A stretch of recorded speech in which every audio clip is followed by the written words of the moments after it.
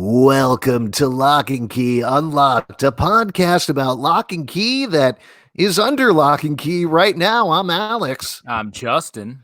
I'm Pete. And we are going to be talking about the second to last episode of Locke Key titled Echoes. Oh, man. Echo. This is scary, this title, because I know what that means. Yeah, well, because you usually go into big hallways and you yell. You're terrified of echoes, right, Pete? Because it sounds like someone's taking your words and yelling them back at you. Only if it's near a well am I terrified, because wells creep me out. But no, because I know echoes mean shadow monsters, and Well, I got to tell you, true always. A tunnel is like a long sideways well. Oh, not as much water in it, I hope. Yeah, I was going to say, where's the water coming to play there? Yeah, hopefully not. So as we said, we're going to talk about Locke Key Echoes. This is written by Meredith Averill and Liz Fang, and it's directed by Vincenzo Natali. A couple of little notes about this, actually, before we get into the recap for the episode. So Vincenzo Natali directed a bunch of great movies. I believe he directed Cube. He definitely directed Splice, which is one of the most Wait. Are you talking about Gleaming the Cube? I doubt it. Nope, definitely not. Are you talking about splicing the cube? Nope, I was talking about Splice and Cube. Splice is one of the more bonkers. What? Do you mean Ice Cube? Yeah. It was directed by Ice Cube. Thanks. He directs Nice. Now I'm into it. Vincenzo Natali actually worked with Joe Hill and Stephen King on In the Tall Grass, which was a Netflix movie. Oh, yeah. I think he also directed an episode of Creepshow, but I'm not 100% sure of that. So he's like legit horror director, directing the last two episodes of the show. And the other thing, Meredith Averill is one of the EPs of the show as well. So obviously we're entering the end game here. This is a big deal. To do a little bit of recap before we get into it. Penultimate, yes. That is my second favorite word to say. Oh, let me guess your first one. First favorite. What is it? Oreos. Yeah, Top Hat. You nailed it. So the Locke family has moved to Key House, a place in Matheson, Massachusetts, a house that is riddled with a bunch of magical keys. As they've lived there, they've slowly unraveled the mystery of their patriarch, Rendell Locke's death. They're not quite sure initially what happened to him. He was killed by a man named Sam Lesser, who broke into their house, who had a weird Omega tattoo on his wrist. Turns out he was working with an entity named Dodge, who lives in the well house outside of Key House. We find out a lot more about Dodge this episode. We know that Dodge is also Lucas, aka Lucas Caravaggio. We find out more about that as well. And Lucas is so staying funny, Alex. with nothing. Ellie Whedon, his old girlfriend from back in the day. Again, we find out a lot of this information. This episode, Ellie has a son named Rufus, who has befriended Bode Locke, the youngest member of the Locke family. Bode is older than Bode is Kinsey. Kinsey is the middle child. She has gotten rid of her fear using a magical head key, and the oldest child is Tyler Locke.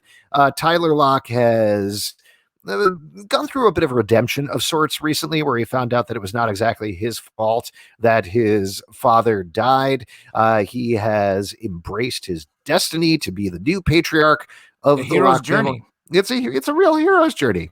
A couple of other things you should probably know about. Near Key House, there is a place called the Drowning Caves. At the bottom of the Drowning Caves is a weird glowing blue door that we know as the Black Door. We find that out this episode as well. The Black Door. I mean, that's the title of the episode. Pete. Well, it's a mega door. It's a big giant. Is this going to be one of those things where we get really into it about terms? No, I'm just. That's fun. You mean everyone's favorite part of the podcast? So whatever, the glowy glow door is down there. My Kinsey God. was Come initially on. very That's drawn ridiculous. to it. We also saw some memories from back in the day, thanks to a jar of memories from a tree that Kinsey and Tyler discovered. One that showed Rendell hitting his friend Lucas with a hammer, which they were very confused about. Bunch more things you probably need to know about, but the other big one you probably need to know about is that last episode, Tyler discovered the Omega Key. He doesn't know what the Omega Key is yet, but he discovers the Omega Key in the ashes of his father. Dodge also figured out where the Omega Key was. That's the big thing that he, being Lucas, is looking for, and figured it out thanks to the memories of one Aaron Voss, who used to hang out with Rendell and Lucas back in the day. Last member you need to know about of the family is Nina Locke. Nina Locke is the mother of the family, and she has struck up a bit of a friendship with Detective Daniel Matuku, who is the local detective in Matheson. Again, find out a bit more about him and what's going on with him this episode. She also is an alcoholic. She has been struggling with alcoholism. She ended up going on a bender the last episode, saw the magic of Key House when she was on a bender. But as we find out towards the beginning of this episode, as usual, once you get back to normal as an adult, you can't quite see the magic that's going on. That's right. Fades away. Once you sober up. Yeah, there's probably a couple more things you need to know, but that's more than enough recap. I never like the recap on these podcasts. Oh, wow. It's really you're sort of events. You're sort of the star of the recap section. Oh, thanks, man. You know what? I love being shine. Called a star. That's a fun thing for me. Well, you are. You've always been a star, and you're great at remembering things that you have to tell us. I appreciate that. Let's jump into it, because we get a lot of recap right here at the beginning of the episode.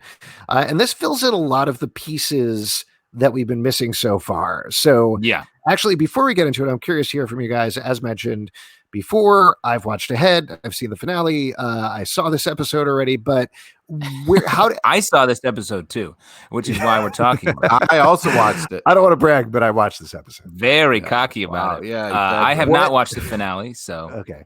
But how did this link up? How did this filling into the history fulfill your expectations? I thought it was great. I mean, what I think they did, I mean, and they said this even before the series came out, this was going to be like a little bit of a remix or a reshuffling of the stories from Locke and Key. And I think they did a great job of bringing us the elements in a way, like they've really recontextualized the whole series and been able to give us the story points we need in a different order that actually helps with understanding where everyone's coming from. Yeah, like a good remix, it takes the kind of things that you like about something and then adds a little freshness, puts a little newness on it, gives it a little shine up. And I think it's really impressive how they took something that I was very protective of and took in a different direction that was fun and kind of opened things up and made it its own thing. So right. But sorry to interrupt, Pete, but I mean specifically about this episode in terms of the history of the things that are going on, like the linking up. We find out what's going on with Ellie. We find out with the well back in the day. Was that satisfying for you? Yeah. Great. Excellent. So we start 6 months ago. Strong breakdown. Well, let me say one other thing. Yeah. Another difference that I think is really shown in this episode a lot is in the comic series, the Locke kids are always together figuring stuff out.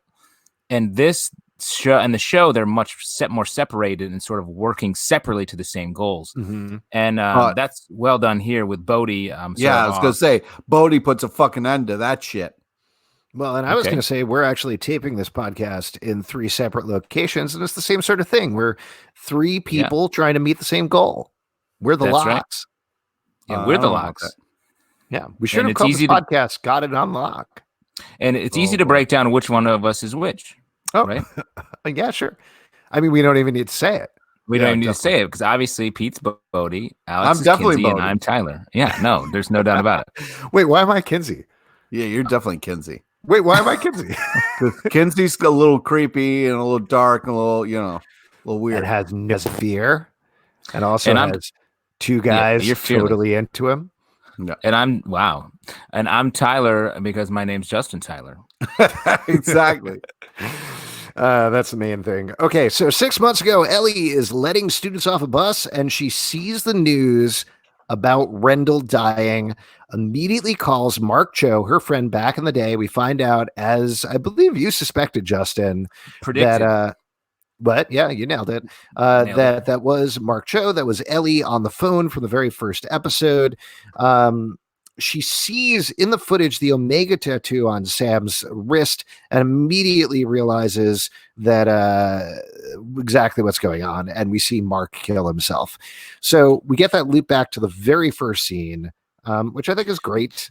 I love that reveal. It's interesting. He kills himself. Was he just assuming Ellie would do the same?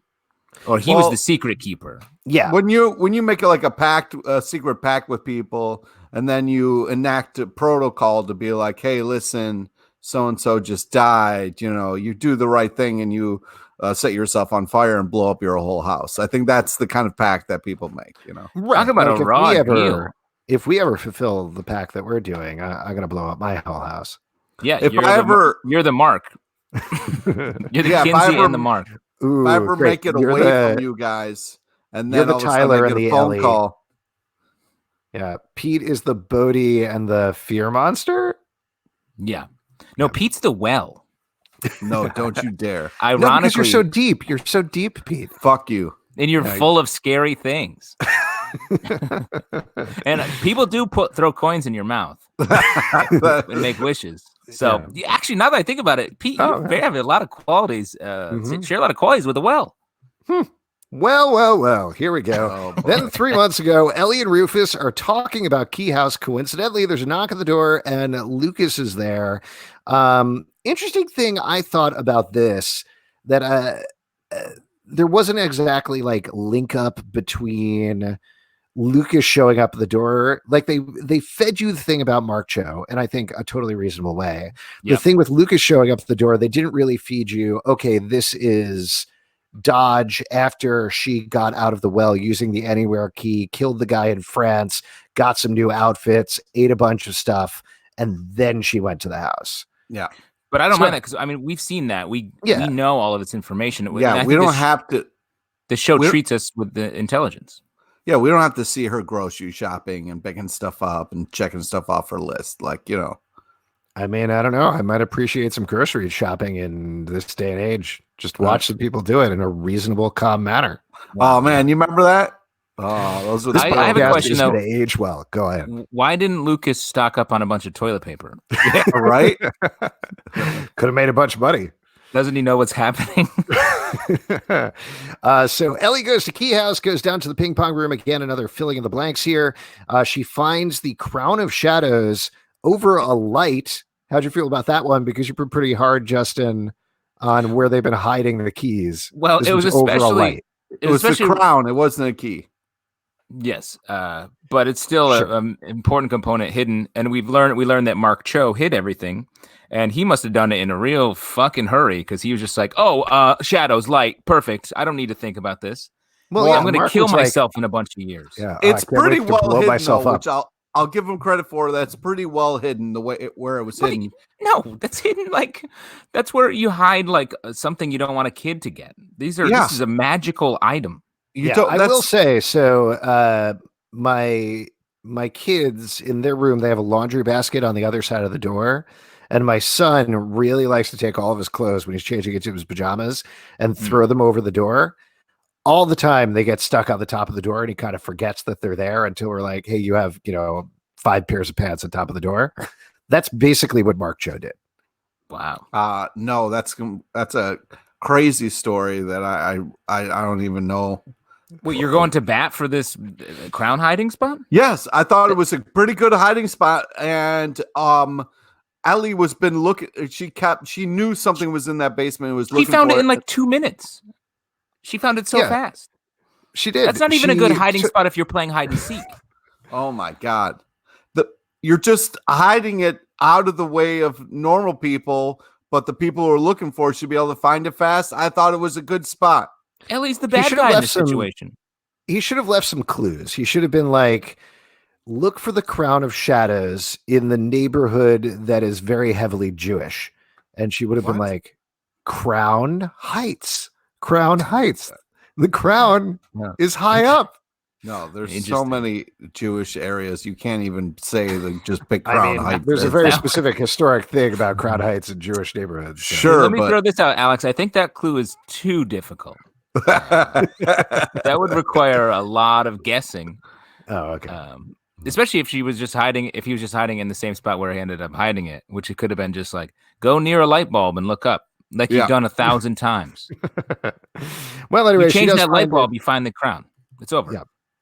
She does find it. Nina hears her because she knocks something over. She quickly switches out the crown for an action figure to say that she was looking for Lucas.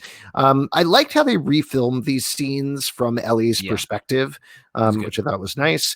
And Ellie gives Lucas the crown, but he says, no, it doesn't have the key. It doesn't work without the key, and gets furious at her, at which point Joe Ridgway takes a very funny picture through the door. His expression was kind of hilarious. He was like, whoa, whoa, whoa, whoa, whoa, that kid's way too young still. It was very funny. And it, especially when we liked this character throughout his appearances before he was killed, this was such a goofy way for him to go out. Yeah, like just all of a sudden there's this crazy shit going on. And then you hear someone's camera click. You're like, oh, man. Old guy doesn't know how to use a phone to put it on silent so you don't hear the clicking noise. I guarantee you he had that phone on selfie mode at that point. Oh, hell yeah. He just took a picture of himself. Yeah, 100%. He probably had it on like live. He took like 50 photos of himself in succession. Oh, man. And he died. He was like, Nina, you got to see these sweet photos I took of myself. Yeah. So Joe crazy they move and then freeze. Here, if I press my finger against them, they move, Nina. They're magic pictures like in the Harry Potter movies. So the phones are magic. So Joe calls, but Lucas and Ellie are already there at their house. They've clearly used the anywhere key. Ellie takes his phone, and then Lucas kills Joe anyway with a bag. This is awful. This is like, particularly in a show with all these magical keys, to see the bad guy just kill somebody by strangling them with a plastic bag is very hard to watch. Nasty. Yeah. That's why it's better to switch over to paper. Less people die that way, you know? That's a great point. He could have clawed his way out of that paper bag. Yeah. By the way, this is why I'm voting for you for comptroller again, Pete. Honestly, Pete, you are the best comptroller I've ever had the pleasure of living underneath. Yes. So Lucas leaves Ellie using the anywhere key, leaves her behind, which is why she was there downstairs. It is kind of, I mean, it's kind of her fault though. Like she stood by and let it happen. Sure did. I will say that it does sort of feel like, can we talk a little bit about comic book spoilers here, just because they happen at the same time? We've been kind of avoiding them. Yeah. I think so. Okay. So in the comic book, some of Ellie's memories have been taken out, which is something that we don't see here. And that's part of the reason, using the head key, and that's part of the reason that she is so in thrall of Lucas and forced to do whatever Lucas wants. It isn't just abject fear of him. And I felt like that was missing a little bit. Well, I think, one of the other things in the comic is she sort of serves him because she still loves him. And they're having a relationship in the comic. And that's doesn't happen here, which I think is probably the right choice, to not have her having sex with a kid. Right. Which is what happens in the comic. So I get it. But I think it makes sense for what happens later in the episode, where she breaks his thrall, breaks his control. And well, I really liked what happened next, because I went from being like, Ellie, what the fuck? You're just going to roll over on this fucking creepy dude. And the next scene, she bum rushes him with a gun and fills him full of lead. And then the classic, you can't kill an echo like that, was fucking intense. Totally classic. You can't kill an echo, no matter how many times you shoot it. That's what I told my kids. Whenever my son throws his pants over door, I'm like, hey, can't kill an echo. And he's like, I don't know why you let that slide in your house, Alvin. Alex, this pants story feels like it's has a meaning that you haven't really defined here. Like were you the pants in the stories? Do you feel like you're the pants left in the corner, just hanging there, or the pants are your lost youth as you enter this phase of being a parent? Right, and the door is age, and it only gets higher and bigger as it goes along. Do you feel like doors always get bigger? Do you feel like every pair of pants that's up there is just like a fuck you, Dad? You don't run my life. He's only 5 years old, but he has started driving, and he just jumps in the car and he's like, whatever, I'm out of here, Dad. Wow. Does he roll his cigarettes up in his sleeve or? Yeah, he has like a box of cigarettes in his sleeve, like a fucking 1950s musical person. A box of cigarettes. Interesting. And he's not wearing pants, obviously, because they're all on the door. Of course not. Yes, he has no pants. They're all stuck. What a rebel. Wow. Yes, rebel without a pair of pants, as they say. I'm glad we're talking about this now. Before I was like, the story blows, but now I'm really into it. Yeah, you're into it. Once we got to the box of cigs. One important detail is Lucas is reading Food Essence. Yes. The magazine. Is that a real magazine? No, but I think it's funny how much they give Dodge an interest in food. It's like an odd detail that Dodge just loves eating. Well, I guess as an echo, because he's a ghost and he doesn't eat anymore, so he's just kind of right. So he has the essence of food. But he could be really into like needlepoint. Ghosts can't needlepoint either. Sure, you don't know that. I mean, if you're going to choose a magazine, Food Smells is the way to go. That's what I would say. Yeah. Food Smells. Food Smells. It's a scratch and sniff magazine. Better than present day. So as we mentioned, he doesn't die when he gets shot. He threatens Rufus. And then we cut to the present. Tyler and Kinsey are looking at the jar that they took from the tree. Wait, one thing before we move on. I think it's interesting also the way that everything that happened with the Keeper of the Keys back in the day truly ruined their lives. Their lives were all destroyed by this. Yeah. Mark killed himself. Rendell was haunted by it before he ended up getting killed for this. Ellie is living in sort of her own hell here. And I think that's different than comics and sort of an interesting take on it, that these keys that our heroes are getting so caught up in and exploring, it has only done bad things to the people that have had them before. Yeah. Well, I will say, and this is something that's similar to the comics, that they only touch on a very little bit in this episode. If anything, Ellie kind of brushes by it a little bit. They do say that they were trying to figure out some way to open the black door, to figure out a way that they could still use the keys past the enchantment of forgetting as adults. And if anything, that is probably their sin, their hubris that causes these things, I would say. Yeah, and also they want to be young forever. They want to live in this time forever. And that who doesn't is impossible. Yeah. Do you really want to live forever? I would live forever. I don't care about being young forever, though. Oh no, being young forever. That's the way to do it. Don't be old forever. How young? I want to be old forever. No way, man. I want to just keep having thinner and thinner bones. This age. I am currently at my peak physical performance, and I'm very excited to keep on going. Wow. If that's true, Alex, I have a lot of questions about your youth. You're like Mr. Glass. So as we mentioned, the present, Tyler and Kinsey are looking at the jar. They realize that Dodge is someone else, but they haven't quite put all the clues together, at which point Bode helps them out. He's super pissed about not being able to help, gives a great speech. Yeah, he does. Yeah. Come on, let me help. Let me be part of this. I've Stop figured shouting me out so far. Yeah. And they show him the jar, and he immediately is like, "Oh, that's Lucas. That's Rufus's cousin. I know where he is. I know what's going on." Yeah, so good that he was like, "Please include me. I'm helpful." And they were like, "Fine." And he's like, "Hey, here's literally the key to the story." Yes, Get it. Now in the next scene, wait, did you say that Tyler has hidden the Omega key? Oh no, I didn't. So the Omega key is hidden. In, I think only Tyler knows where it is. Right. It's probably in the whale again, right? That's smart. Sally.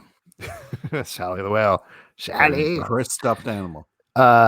So confusingly, based on the food essence discussion that we just had, the next scene finds Lucas eating probably a big plate of eggs, or at least pushing it around his plate. And he wants to know where the mega key is. He sends Ellie off.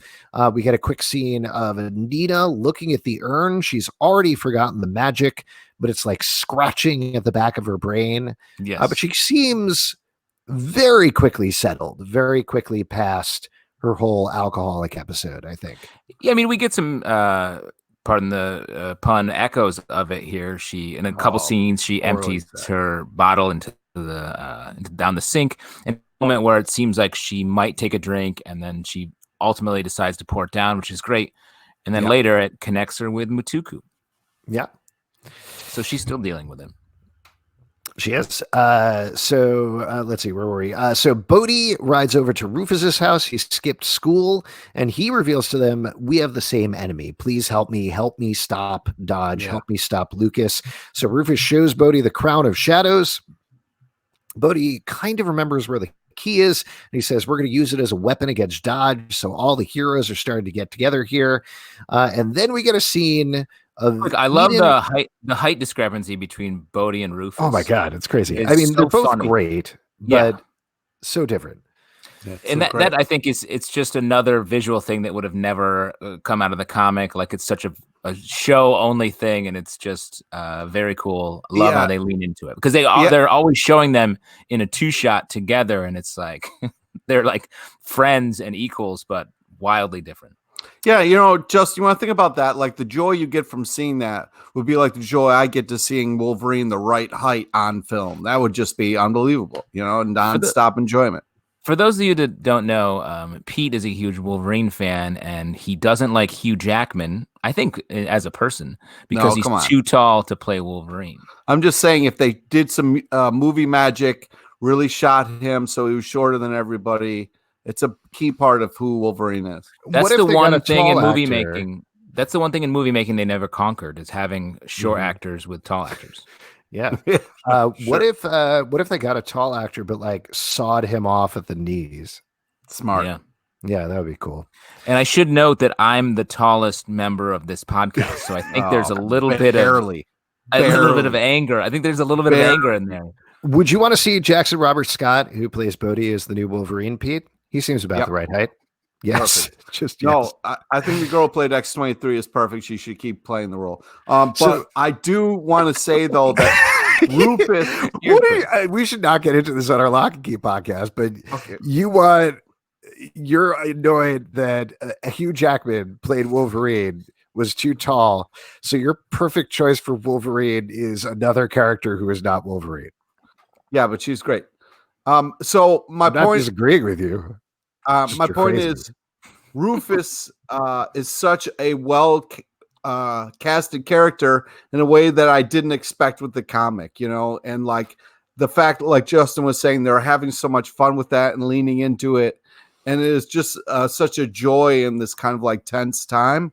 And I just love that's something that about the comic that they brought to the show. Like the comic took time to have little fun moments, little creative, cool things along the way. And this is doing such a great job of that. And I'm so happy about it. Yeah. So then we got a scene I have a quick question about. So Eden, we cut in on Eden. She's getting dressed. Where is she? What is going on here? I think she's at by her school. She's at her home? I thought so. I thought she was at her school because I thought they showed the front of the school. So is it like a dressing room from the theater? You're right. I think Matheson is a boarding school, and I think she's a boarder there. And it's because I think the Locks are one of the few kids that don't board there. Gotcha. Okay. So that makes sense. All right. That makes a lot more sense. So she looks out the window and sees Kinsey's fear is out there, screams.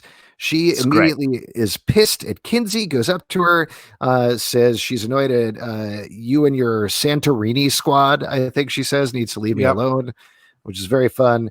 At which point, Kinsey goes out and she confronts Ellie and yells at her, says, "Why are you helping Lucas?" Yeah, and I like how the scene went right at her.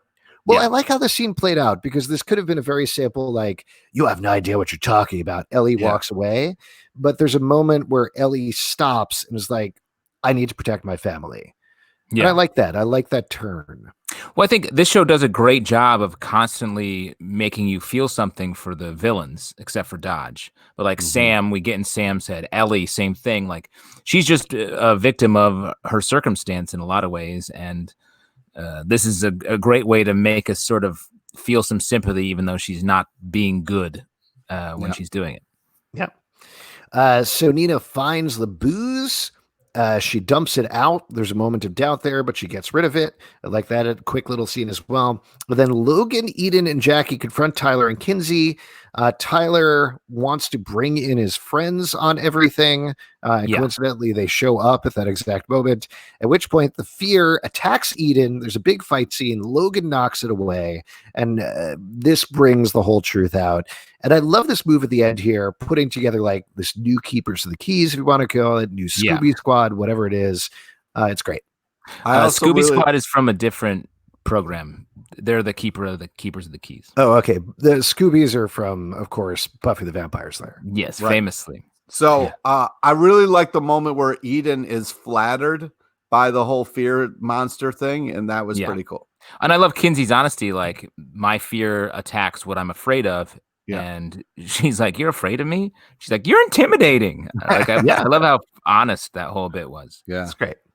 One other thing I want to say, Tyler has the line, "Shutting people out isn't the answer," which I think is, he started the season shutting everyone out. And again, to keep beating the drum that I've been talking about a lot, is his journey this season has been going from that complete shutdown person to feeling absolved of the guilt. And now he can be everything. He's letting people in, forming his squad, getting his Voltron together. Yeah, but thanks to Bode. His Scooby Squad. Scooby famously, when they got the Scooby Squad, all formed the hands and feet and head of this great robot that would fight things. Wait, Pete, are you familiar with the Scooby Squad? Wasn't like they formed a dog, right? Like Vilmet was like, "And I'll be the foot." Oh my God. You guys are awful. This is awful. It's fucking Voltron, you assholes. Yeah, let's go back to talking about how Wolverine is too tall. Yep. Anyways, I just think that regardless of what stupid thing you're saying there, that like the fact that there was hesitation and like I'm glad that Jackie wasn't like, "Sure, this sounds completely insane. I'm completely on board." Like, I'm glad that there was a little bit of that, even though time's tight and this is episode 9 of 10, but I'm glad that there was a little bit of that. Because she's sensible. Yep. Yeah. One sort of stray observation while we're talking about random things. There's not enough Duncan this season. No Duncan. Uncle Dunk. He's off screen for a lot of the first couple of volumes of the comics. I'm fine with that. You're fine with that? Why? I mean, no elaboration. Why do you hate him? Well, because he can't talk to the keys. He doesn't serve any purpose. His mind is wiped. Duncan, you had unfortunately you had a pass with this. Sit in the back. Bode's got control. Don't you worry. You just hang back there. Bode lets you know when it's over. Would you like him better if his name was Crispy Locke instead of Duncan Locke? Yeah, I would. Interesting. With a K. Very specific reference there. Well, I just think he had such, looking at the show, but without thinking about the comic, he had such a presence in a few episodes, and it felt like he'd be there, a little bit of their Sherpa through some of this, and then he just slowly gets phased out, not even here. Yeah, it's great. Fuck that guy. You're ridiculous. Okay, so Ellie goes back to Key House. She sees the urn, drives back home immediately. She's already made a decision. I think based on the conversation with Kinsey, I would say she packs. She wants to leave town. Rufus tells Ellie about Bode. They hug. It's very sweet. At which point, Rufus reveals that he found the keys. Now we're going to take a brief pause at this point because something happened to Justin. Well, I'm right here. Oh, you're right there. Yeah. Oh, weird. I can't see you. Oh, I'm here. Well, really? Yeah. He's there. I'm here. I'm talking. Okay. All right. There we go. Don't worry about it then. Alex, are you going Justin blind? Mm-hmm. Ooh, I heard about this.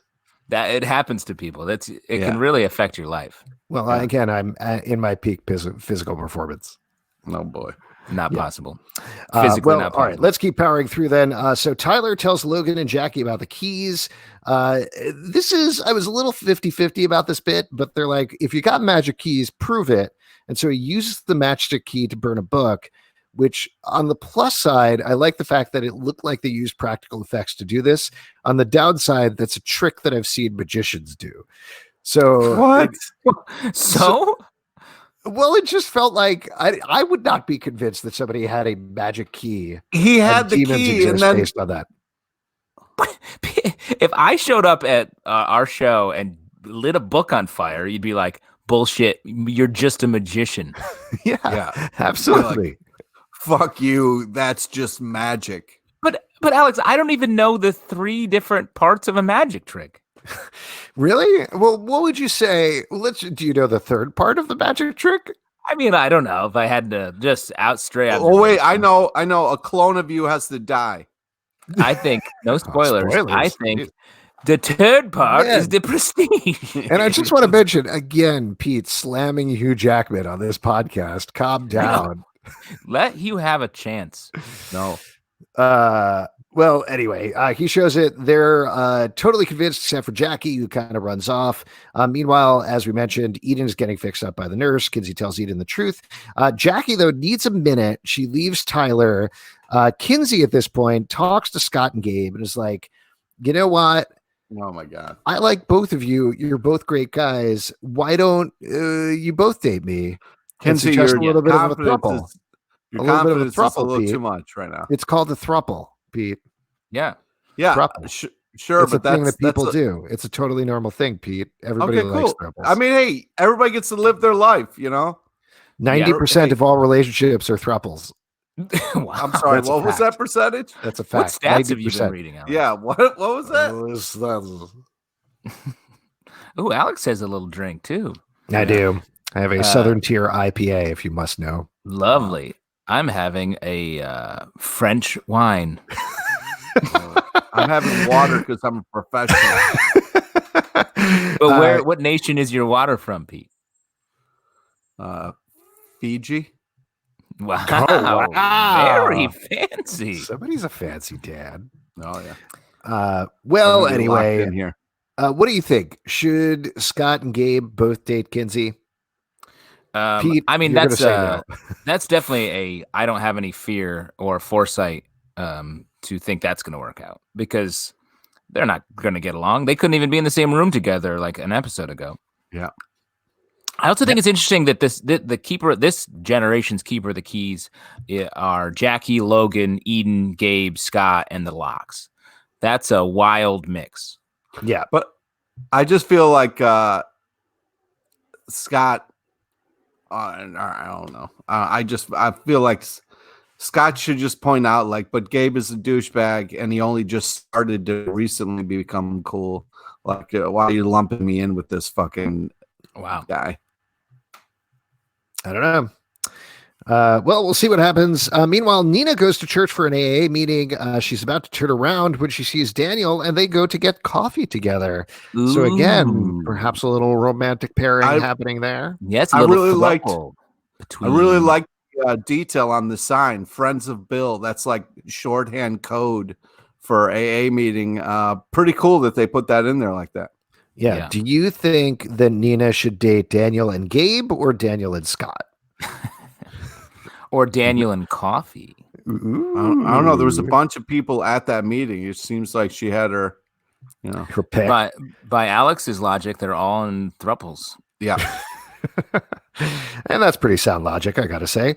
So Ellie talks to Rufus and the Locke kids at this point, gathers them all together, tells them the story.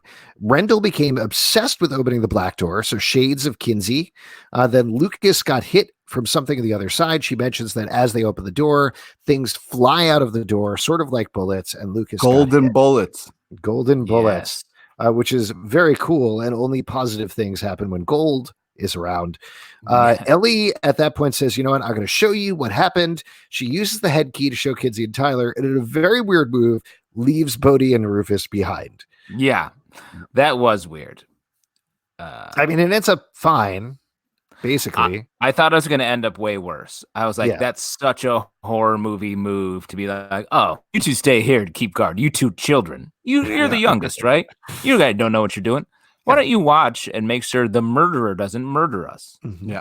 Why I go inside my head. So Ellie, I thought it was also interesting the way that Ellie's memories played out differently from some of the other memories.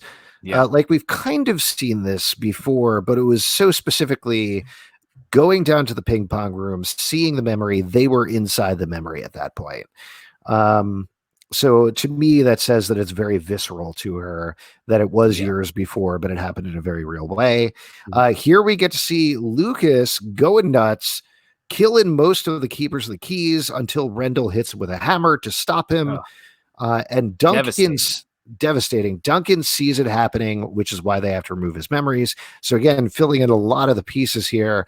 And then the next morning, Rendell and Ellie threw everybody's bodies off the cliff, divided the keys, and covered it up as, they drowned in the caves. So very sad. Yeah, that was a crazy reveal. That it was just like, we just chucked the bodies over a cliff. Yeah, it was very. We saw all that, the meticulous choices they made. It was very. It was much grislier than the story from the source, which material. Explains when you get a phone call why you would set yourself on fire and burn up, explode your house. That totally sums it up. I'll tell you what, if I ever got a phone call, I would set myself on fire. You keep saying that. You say that so many times. Come on. You want to text? Yeah, I want to text. Don't give me a phone call. I'll set myself on fire. The phones are the real magic. The keys are bullshit. Phones are magic. The phones are the turd pot, right? Right. Yeah, that's exactly right. Oh boy. There we go. Anyway, so Ellie got the identity key and the echo key, which become very important later on. At which point, Bode remembers where he left the Crown of Shadow key. I think this was the main utility reason why they left him behind, so that they could find the key ring that was in there. The Crown of Shadow key is just on the key ring. It's on the key ring. I gotta say that one I didn't mind. That really? Was Why didn't you mind that one of all of them? Because that's one where it feels like hiding in plain sight. Yeah. At least it felt purposeful, as opposed to the other ones feel like just poor choices. This one feels purpose because there's another component, the crown, that you have to find. So Lucas wants the anywhere key. Ellie hits her breaking point, goes to Well House, uses the echo key, and calls back Lucas. And Lucas dodge, basically. Yeah, creates dodge. And as we very quickly find out, it brought back the demon, not Lucas at all. She blames herself because she broke the pact, but initially at least, and I think it is your fault, Ellie. You fucking made a pact with people. People died, and then you just got fucking lonely. It happens. That happens. If the love of your life died, wouldn't you want to see them back at some point? Sure, yeah, but if I made a pact with people and then a bunch of my friends died and we chucked them off cliffs. Well, but I mean, then a bunch of years went by, and so it's like, I have a magic key. Maybe I'll just go give it a shot. Nope. Yeah. In a moment of weakness, I can see that happening. She's a single mom working all the time. She's probably exhausted, not making the best decisions. Sure. Go to a well house, bring back a demon. It happens. You don't go to creepy well houses. You wouldn't.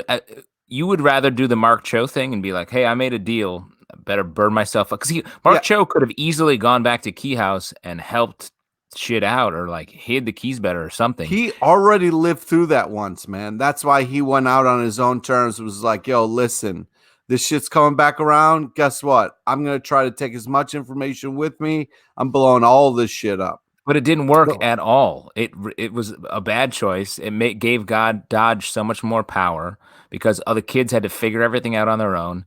It was a stupid choice. Well, he thought he was doing it to protect people, all right? I don't know if this will help or hurt the argument, but I'll say the other day my son was throwing his pads over the door, and he was getting the pads stuck on the door, and there was like 10 pairs of pads stuck on the door, and I went down to a well, and I was like this close to summoning a demon, like that close. It just wore on me. But that was going to solve a demon to what? Get the pants down? I don't know what the issue here is, because also, how's this kid getting so many pants on the door? Yeah, how does he have so many pants? Yeah, what's the pants budget? This is what I love about doors, man. They keep getting taller, and I keep staying the same age. All right. The Jeff Bezos of pants over here. Did I get that right? I think I got that quote. You get pants. You get pants. Welcome to my family. You get 10 pairs of pants. Well, anyway, so initially, though, what I was going to say is that Lucas seems actually pretty sweet towards Ellie when he initially comes back. He wants Yes. the anywhere key. He's very charming. He seems like the Lucas that she knows before. And I think that is the Lucas that shows up at her door, which is why she gets suckered into thinking he is for real back at this point. Yeah. But then back at Key House, they find out, they start to put all the clues together. They realize Lucas can be trapped in Well House. That's how they can get rid of him. And they're going to use the Crown of Shadows to force him back. And then they make, no insult to anybody, a very stupid mistake. This plan that they come up with is awful. We've been away all day. We haven't seen Lucas all day. We'll just go back and take the things away from him, and he won't even be there. Of course he's going to be there. And you haven't been, Ellie, you haven't been able to stick up to Lucas. Why do you think this is going to work now? This is a horrible plan. You had a whole team of people and you split up and go to the most dangerous place. I agree with you. I think that actually the bigger problem is that they take the Crown of Shadows with them, which is such a weird choice to get the key instead of leaving it in a place that's safe. Exactly. Where they need to leave him back. Which, of course, guarded at all times. Yeah. So when they get back there, of course, Lucas sees Rufus and Ellie taking. They take the Crown of Shadows key over to the house. He sees them taking the crown. Rufus attacks Lucas. He knocks out Rufus, takes the Crown of Shadows, puts the key in it, and then we get him saying, "Hello, darkness, my old friend," as we end the episode. I love the way he changed that up and did like just the different way of saying it and made it even creepier. It was a real cool, badass villain moment. Yeah, it was good. And talk about a great setup for the last episode. Like, I'm so scared. We don't know what the Crown of Shadows is. We don't know what it does. We get a little hint at the end, but we know what it does and what it is. We know, but like in the context of the show, we don't know, and that's exciting. Yeah. Also, using Billie Eilish. Wow, so topical. Locke Key. Yeah, kind of, I guess. Back when it came out. Anyway, it is time to unlock our key moments. Let's talk about our key moments in the episode. Justin, why don't you go first with this one? Don't take mine. Oof, don't you do it. Yeah, no. We don't know. I mean, yours is going to be like Rufus doing something, probably Pete. Right?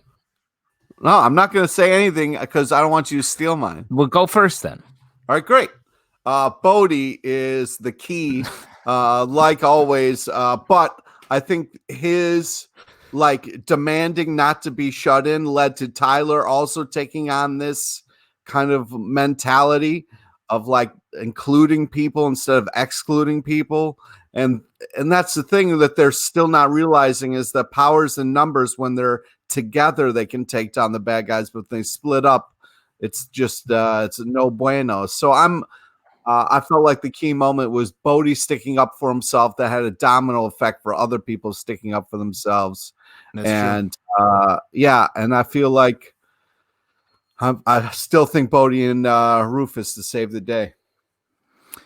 Well, my key moment, I think, is the fact that Dodge's ability to just discard people is her weakness, and it happens again here with Ellie and Rufus, who Dodge never really cared to keep around at all anyway. And it's to have a weakness that strong and that visible, yet still not fully exposed, I think is really smart and hard to maintain. And I think this show does a great job of keeping Dodge powerful, but also like the hole in the armor is right there. Go ahead, Pete. I just wanted to say I'm also really surprised on at the end of the 9th episode how much still hasn't happened yet, and I'm kind of I'm worried about how much they're actually going to fit into this last episode and if it'll be enough. We shall see. My key moment, I was waffling a little bit, but because so much great stuff happened. Waffles. Because so much great stuff happens with Ellie throughout this episode. But I think ultimately Tyler saying we need to tell our friends is the key moment to me, because I really am sucker for let's get the teen team together and all working together trope. And that we see that starting to happen in this episode is great and makes me very excited for what the show is going forward. Because as you mentioned, Justin, these kids have been so separate and on their own tracks and doing their own thing. To see them come together and all these disparate personalities, that's just going to be so much more fun as we get towards the final or ultimate top hat episode, whatever you want to call it. Your favorite word. Yes, top hat episode. Right at the end here. If you want to support this podcast, patreon.com/comic book club. Also, we do a live show every Tuesday night at 7 p.m. at the People's Improv Theater Loft in New York. Not currently directly to the internet, but regularly, depending on when you're listening. Hey, depending on when you're listening to this, either we're doing it at the Pit Loft, we're doing it to the internet, or society is over. One of the three things. Man. Yes, but we'll be podcasting through it all. Yes. So as the seas rise up and the people start looting our podcast studio, we will be there talking about opinions and occasionally just really getting into the big issues like loot Justin's house first. 2 inches shorter. Socially, Locke Key Pod on Twitter, Instagram, or Facebook, iTunes, Android, Spotify, Stitcher, or the app of your choice. To subscribe and listen to the show on iTunes, please leave us a comment. In particular, comicbookclublive.com for this podcast and more. And if you're going to pop it, remember to lock it. Yep, classic sign-off. Voltron, disappear. All right. Thank you all for watching online. We really appreciate it. This was a test. I'm looking over at YouTube finally to see there are a bunch of comments over there. Thank you if you are watching on YouTube. Oh, really? We're also simulcasting this on Crowdcast, and we're going to be trying to do our live shows. We'll just mention here, we'll obviously cut this out of the podcast version of the episode. We'll be doing live shows on these platforms at least for the next 3 weeks, I think, right? Seems that way. Yeah. It's hard to say what's happening in a lot of things, but we're a lot of people's news source. So definitely come back here. Yeah, Don't get if you're your looking news for from us, up to the date news on exactly what's happening, wait until Tuesdays at 7 p.m. and then you'll get everything you need right here. But thank you all for listening. I'm going to shut everything down here now. Bye. Bye, guys. We'll see you soon.